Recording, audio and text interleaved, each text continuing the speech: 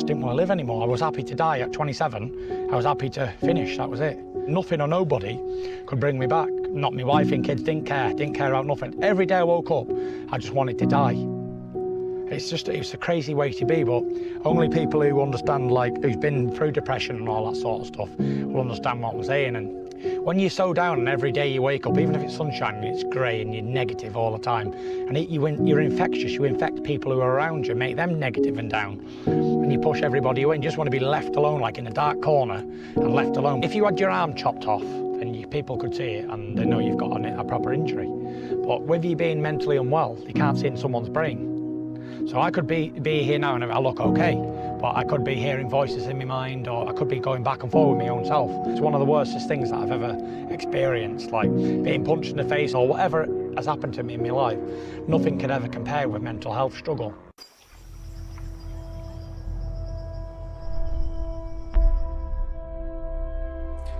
Who was Andy Irons?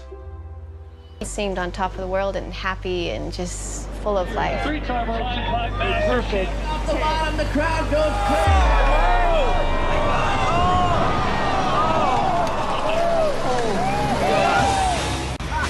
What it's like for someone to live with bipolar disorder is it is disruptive. Doors shut, windows shake, drapes down, they're following me, like out of the fucking movies.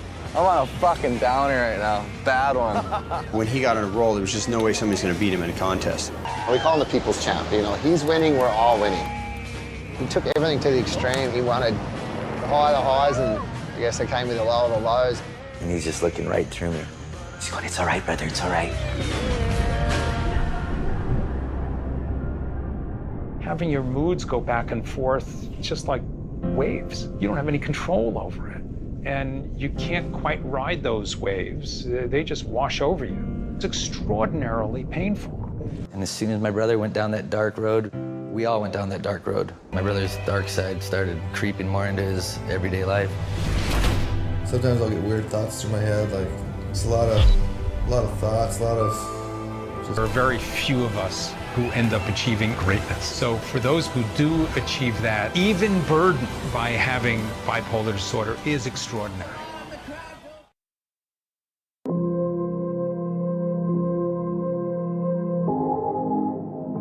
With bipolar, life has two speeds. 1 minute it's all too fast. The next, everything becomes so slow that I find it really hard to cope. I'm Adam Deacon. In 2012, I won the BAFTA. Thank you so much. And thank you to the general public. Thank you. But after that, it all fell apart. Arrests, court appearances, and being sectioned under the Mental Health Act. It's a year since I got diagnosed with bipolar. And I think I'm still on a journey to learn more about it. Look at the remarkable people in our history who have had this condition. Look at what they've achieved and be confident that it is not a death sentence.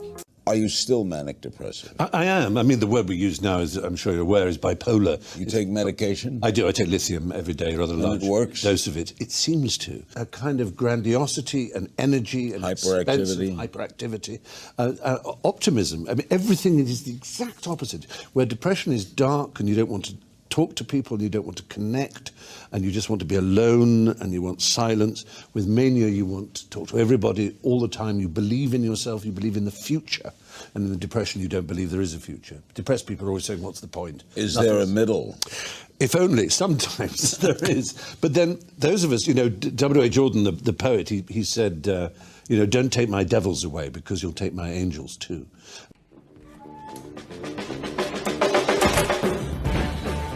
Home. But it couldn't be my home, could it? But who would live like this?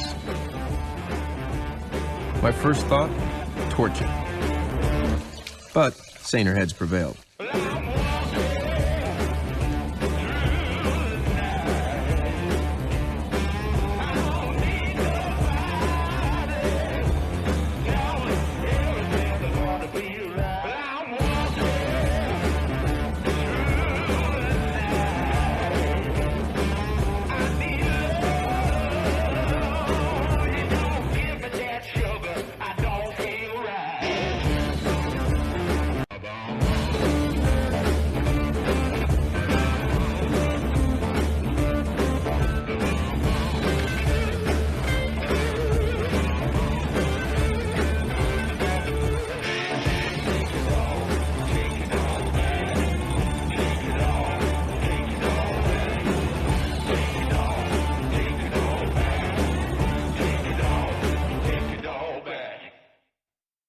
You don't need to be gay or Jewish to get on here, just bipolar.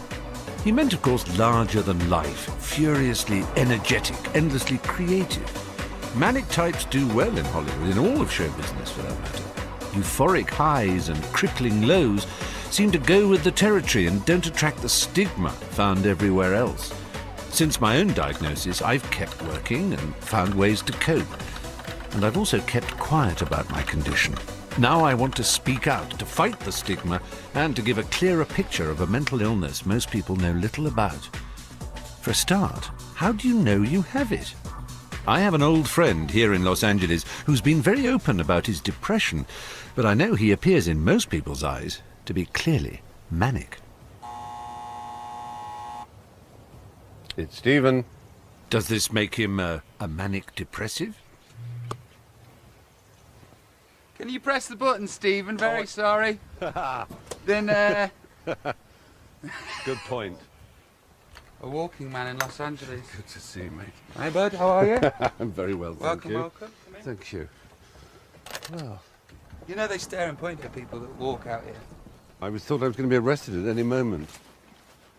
I wondered whether you felt this sense of being in a cycle of bipolarity, in which people swing into a state of mania. The symptoms are that you can't sleep and that you are silly, and some people literally take their clothes off and dance on tables. See, People tidy the houses. I didn't have that. I was just diagnosed as being dead upset. So it was depression. Now that's...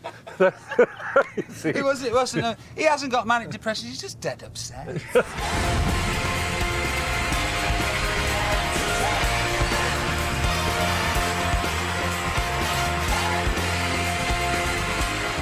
Most people who've seen, footage of you in a tour or something, would say that you do have up phases, that you are one of the most manically up, cheerful, to the point of being, silly and larky. But that's a persona. It's just like any character that you would act out. I think my first drug of choice, if you like, was probably fantasy. Fantasizing about being an actor or being a singer, going to the moon or whatever. And I don't know if that was to escape a depression. I was just sad that my career obviously went like that, and my self-esteem and my depression went like that. With me, how my depression manifested itself was that I'd stop going out. I lost the cog to socialise.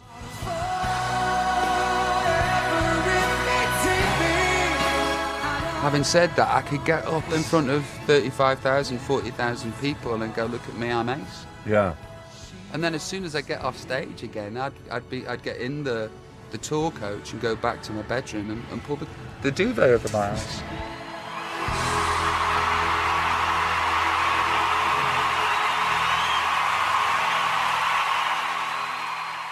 I knew Robbie quite well in that period after he left Take That, when how he dealt with his depression was the classic method of alcohol and drugs. Now he's clearly found the cure for his moods. Coke gave me a twitch, and drink just made me ill. So all the props that I had to be removed, just had to be. There was like 13 months without me drinking or taking a drug, and I felt worse than when I was drinking and taking drugs. It was horrible. And then I thought, well, that's madness. Let's go and try these pill things that people have been talking about. Then took antidepressants after 13 months and went, I'm all right now. SARS, I don't need to come back. And I haven't been back since, really. Time, Gene.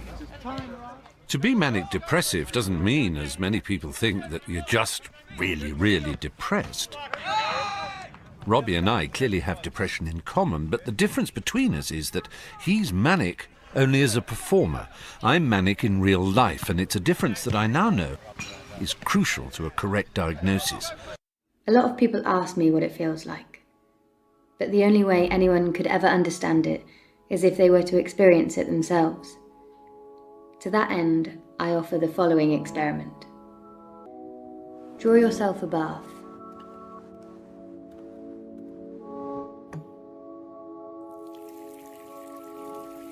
Go all out. Make it the best bath you possibly can. turn the lights off.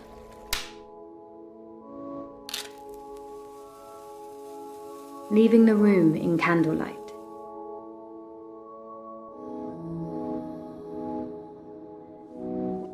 Make the bathroom cold.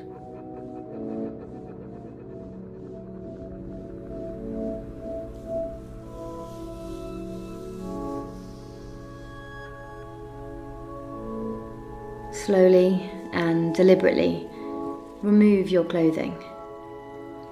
Get into the bath.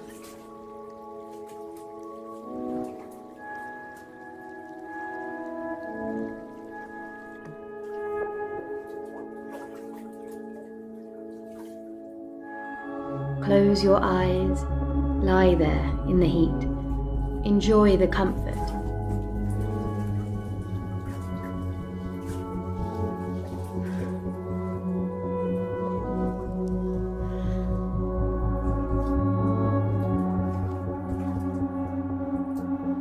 Now, pull the plug.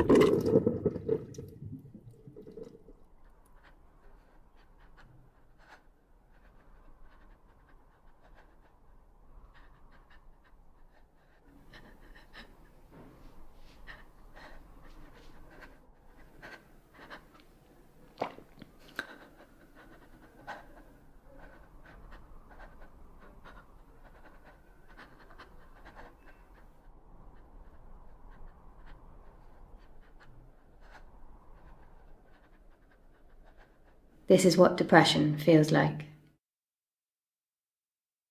I feel lucky to be alive every single day. I vividly remember writing my suicide note.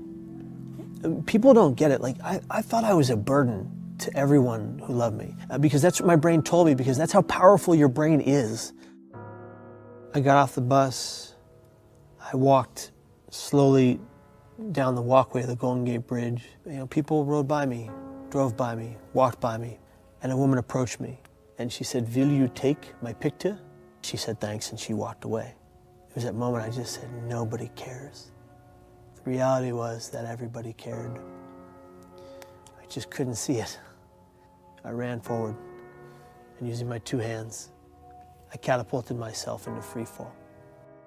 What I'm about to say is the exact same thing that 19 Golden Gate Bridge jump survivors have also said.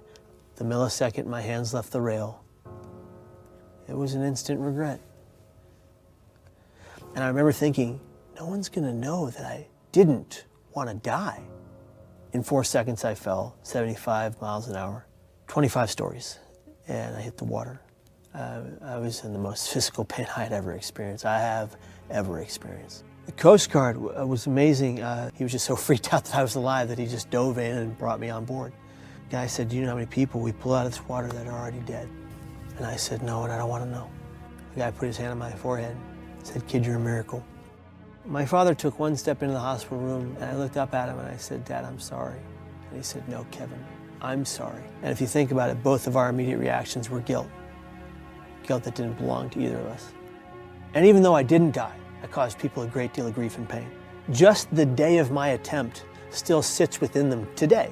I asked my father if he still feared my death by suicide. He said every time the phone goes off, his first inclination is Kevin alive. I had that impact on my dad. So after the jump, the road to recovery was pretty long. I had 7 psych ward stays in the next 11 years. I still have all the symptoms I ever had. Mania, depression, psychosis, hallucinations, all that's still there. I just know how to cope with it and I know how to beat it. I built a support network over these years of treatment so that I wouldn't be fighting this alone. So like, it's okay not to be okay. It's not okay not to ask for someone to back you up. To the families who live with the loss or losses of loved ones, they didn't do that to hurt you or destroy your life. They took their lives because they were struggling and in a great deal of emotional and mental pain. Suicide, mental illness, and addiction are the only diseases that we blame the person for perpetually. But people die from suicide just like they die from any other organ diseased. Today, no matter the pain I'm in, no matter the struggles I experience, I do believe that life is the greatest gift we've ever been given. And if you're suffering mentally, don't wait like I did, sitting in denial for so long. Because recovery happens. I'm living proof. Now, I understand that. Now, what band wears masks? Slipknot? Slipknot does, yes. Stone Sour would never do that. Does not, no. Oh, of course, there. Well, I've dressed in drag once in Halloween, but that was as close as it came. Let's see, is this a mask you wear? Let's bring it in. Yeah, this is the new one, yeah.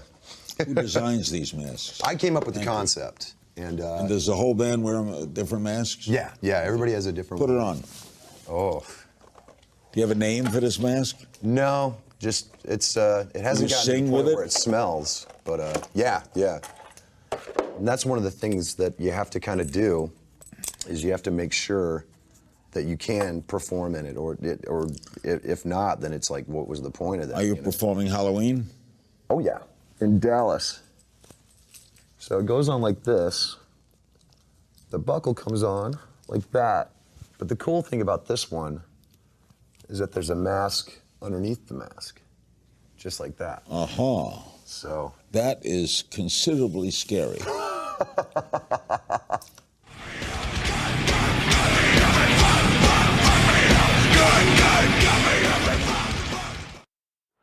When I hit 17, you know, I kind of started wrecking myself and started lashing out at a lot of people. I think a lot of the anger and sadness was starting to bubble up into other areas. So I was starting to react to a lot of things. You know, when you're at that age, you know, everything's developing still, you know, so you really don't know, you don't have the coping mechanisms to deal with that. You know, I think the more that people don't get to work things out, they don't know how to do it later on as well. I was homeless off and on for about 2 years, and I didn't know what I was going to do. I didn't know how I was going to do anything with my life. I didn't have any money. I didn't have any notebooks. I was carrying my clothes around with me in a trash bag, and living under the Southwest 9th Bridge on the south side of Des Moines, and it was heavy duty. You know, like, it was a really, really dark time for me. And the only thing that really helped was writing. You know, like, it felt like when I was writing, I could, you know, work it out and really be able to kind of get my head around it. You know, it provided a way for me to kind of get that primal scream out, you know, without having to scream. You know, like, the scream was there if I needed it, but also being able to sing, you know, and really get a handle on the emotions that I was feeling without losing my mind. You know, it was the sanity that I needed to kind of, you know, get my feet underneath me and move on, and you know, put a lot of that stuff behind me. Listen to me. Nothing on this planet is worth going away for. Nothing on this planet is worth ending your life for. Because everything after this is amazing. Whether it's issues in high school, whether it's growing up in a very, very dark household, whether it's trying to survive a life that is out of control, there is always light at the end of the tunnel. There is always a way out. It's all temporary. Pain is temporary. Depression is temporary. You are stronger than you know. You can get through it, no matter what it takes. Is it music? Is it writing? Is it reading? Is it talking to other people? There are ways There are ways to get through it. And you have to be strong enough to find those ways and to carry on. And I know you can. You can do it. Unfortunately, the press, you know, as you know, they'll publish reports saying the bipolar gene or, you know, whatever. And that's completely incorrect. There'll be many genes that are involved in bipolarity. So at the moment, there is no clear-cut test to show if someone is bipolar. How then do you tell? How was I diagnosed all those years ago? Well, a psychiatrist simply asked a lot of questions about my behaviour and my feelings. At Cardiff, Nick uses the same process, but involving 200 questions to carefully build up a picture of a person's life history of manic depression. We've developed a scale. When I found out information from you, I'll tell you where you score on our scale. Right. Looking back, times when you think perhaps it was something a bit out of the ordinary or unusual, caused a problem or you needed treatment. Well, I suppose the first time I needed treatment, I think I was 14. How many times in your life would you have had an episode like that? I would think 4 or 5 of that extremity. If I'm to take my past history, then I sort of believe maybe it's perhaps every 5 years a huge storm will come. I don't know, but that's sort of often the way it is. So when would the first time have been that you had a depression? I would think it was about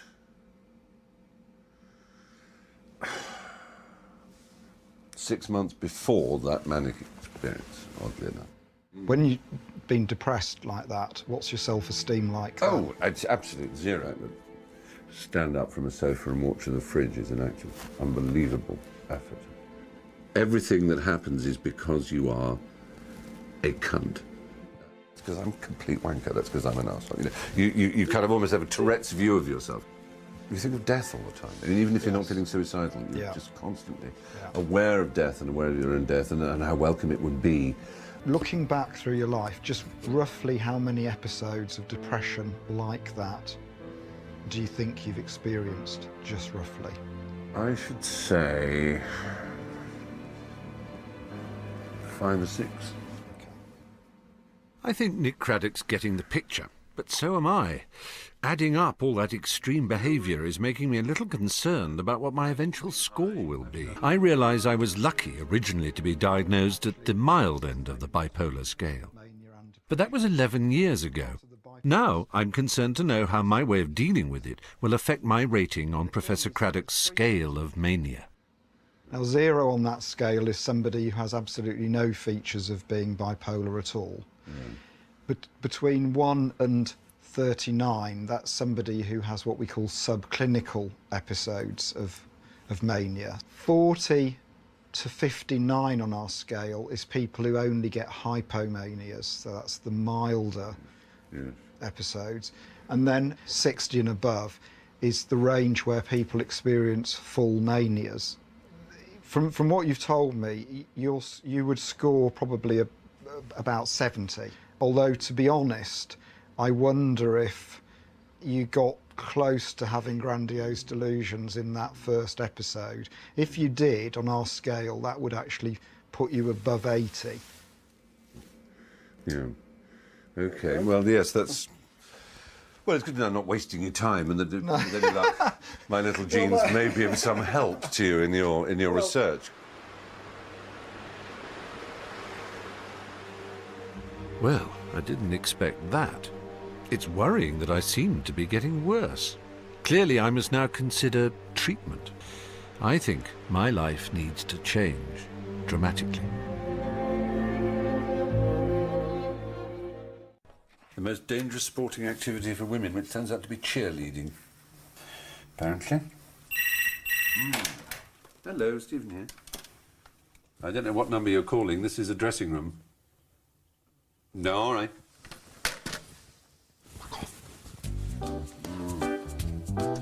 It's all the same old gang. Jamie, how are you, my darling? Nice to see you.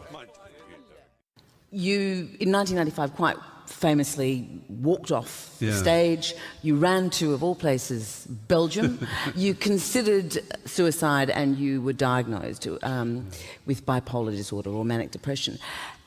What I'm so interested in is you went on and made a documentary about that, where you talked about, and other people talked about, even though you wanted to be well, even though this was crippling your life in some way, there was something about the creativity of that disorder. Yes, I mean, bipolar disorder, I call this film The Secret Life of a Manic Depressive, and you know, one has to be very, very straightforward about this. You know, manic depression, bipolar disorder is a very morbid condition. And the doctors here, they will be the first to say, you know, this is not something to take lightly. It's something to be diagnosed. It's something, you know, that it does cause, when I say morbid, I mean in the medical sense, it causes death. And it causes deeply unhealthy lifestyles and deep unhappiness for the person inflicted and really hugely for their families and those who love them. And the way I'm often, because I've made this film, asked by people who are in terrible straits of unhappiness or they love someone who is in terrible unhappiness, they ask how to deal with it. If I could answer that, gosh, you know, how happy that would make me. The closest I can come is to say that the mood is your own personal weather. And it's very like the weather. If you go outside and it's raining, it's not you that's made it rain. It has rained and it is real. You can't unthink the rain. You can't say, I'll walk it off and then it'll be sunny. You know, the weather makes up its own mind. And the two mistakes are either to deny that it's raining when it clearly is. It's raining. You know, let's face it. And the other thing is to say, therefore my life is over. It's raining, the sun will now never come out. That's it. Because we all know, in terms of the weather, that it can be a damn nuisance when it's raining, but that the sun will come out. And it's the same if you're a manic depressive. You have a manic episode, you have a depressive. When you're depressed and you think you cannot conceive of such a thing as the future, life is so black you cannot imagine a tomorrow. Everything is just awful. Your energy is slow and there's nothing possible in life. It's terrible. It's actually painful. It's bad, really bad. It can be, for some people, so bad that they really have to end their lives in some way. They feel it anyway. But the fact is, it will come out. And in the case of a bipolar person, it won't just be normal, it'll then go super normal. It will become incredibly sunny.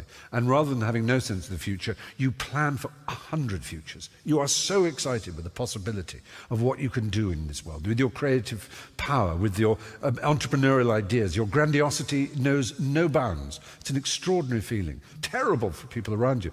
But you know, I asked everybody I spoke to if there was a button and they could press the button and they would no longer be, you know, manic depressives, they would no longer have this bipolar disorder, would they press the button? And only about 2 said yes, because that manic state is a thing to be treasured sometimes. I mean... And is that true for you? Yes, it is. I'm very lucky. I have really what they call cyclothymia. It's in America they call it bipolar light. It is a more manageable version. But it does have its bad moments. But you know, I spoke to people who had taken electric drills to their brain to kill themselves. I spoke to a man who was really extraordinary, called Rod Harvey. He had been a commander in the Royal Navy. He'd actually had a position on the Royal Yacht Britannia, as it happens, with which the Queen and the royal family used to have as their yacht. And he was a charming and splendid, promising officer, and he developed this condition. It became very, very bad. He had to leave the Navy, then he couldn't hold down a job. At one point, he was in a hospital being looked after, and his depression was so black, he got up, was supposed to have some security, but he short-circuited it, and he walked in front of a lorry, and he smashed both his legs. Now, he's the first to say, how could I do that to the lorry driver? For one thing, it's terrible. And he showed me his legs, that he can walk. They slowly, with the number of times they had to re-break them, set in metal. I said, the agony of both your legs, you could see the scars on it. He said, yes, but do you want to know something? It was nothing like as terrible as the pain that made me stand in front of that lorry. And that's the thing you have to understand with that kind of depression. It is not just, oh, snap out of it. You know, things will get better. Look on the bright side. It is an illness. It is a real physical descent of something quite terrible into people's minds. And if you say to someone, I'm asthmatic or I'm diabetic, they don't go, oh yeah, oh goodness. But if you say I'm bipolar, there is a little look that can flicker in their eyes, and it's tricky. Not in Hollywood, of course. I interviewed my good friend Carrie Fisher, who you may remember as Princess Leia, Yes. the daughter of Debbie Reynolds. Wonderful, amazing person. And she describes herself as the poster child for full bipolar. It is sort of ironic because she's had a very tough and extraordinary life, as you'll know if you've seen or read Postcards from the Edge. But she said, Stephen, you got it all. I said, what do you mean? She said, gay, Jewish, and bipolar. How can you fail in Hollywood? Congratulations. Thank you.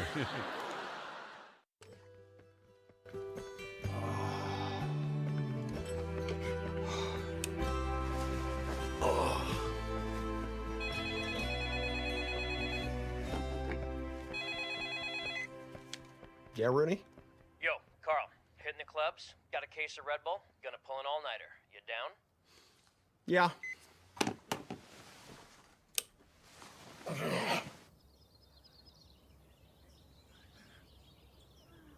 Okay, guys, everybody ready? Cameras loaded?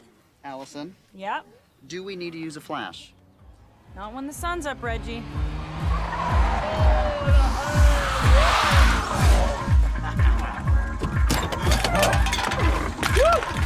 Beautiful night, guys. You take it to the limit, and I respect that. Hit me on the cell this week. Let's do it again. Carl, somebody asked me to describe tonight. I just go, Shoo! Back at you, Rune. Lee, I hardly know you, but I feel comfortable. Look how close I'm getting. Hey, Allison, it's me, Carl. I'm here. Allison, I'm here. Allison! Hey, who were those guys? Oh, that's Rooney, my new friend Lee. He's a male nurse. We hit a couple of raves last night. It was totally off the hook. Yeah, you seem a little hyper. I had a couple Red Bulls. You ever had a Red Bull? I never had a Red Bull before, but I had a Red Bull last night. I really like Red Bull. I got a new necklace, glows in the dark. But you can't really see it right now unless you do this. That's really something. Doesn't Red Bull make you crash pretty hard? No. I don't think so. No. No. Hey, after we jog, we should get a Red Bull. You could get a Red Bull, and I get a Red Bull. We could share a Red Bull. Okay, that'd be really fun. That sounds like... I think I'd really...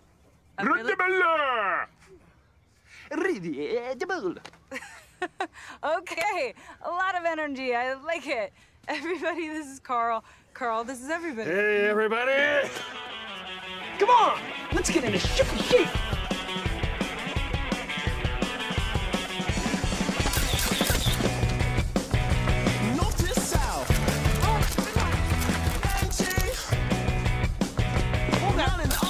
Got it!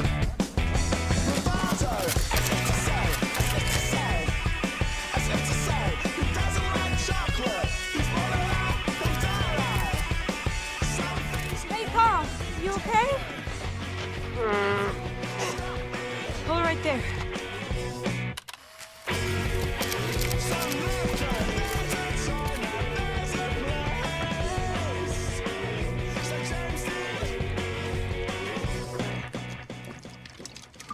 Oh, that's good. I can't put my finger on you. You're kind of unpredictable. Kind of mysterious.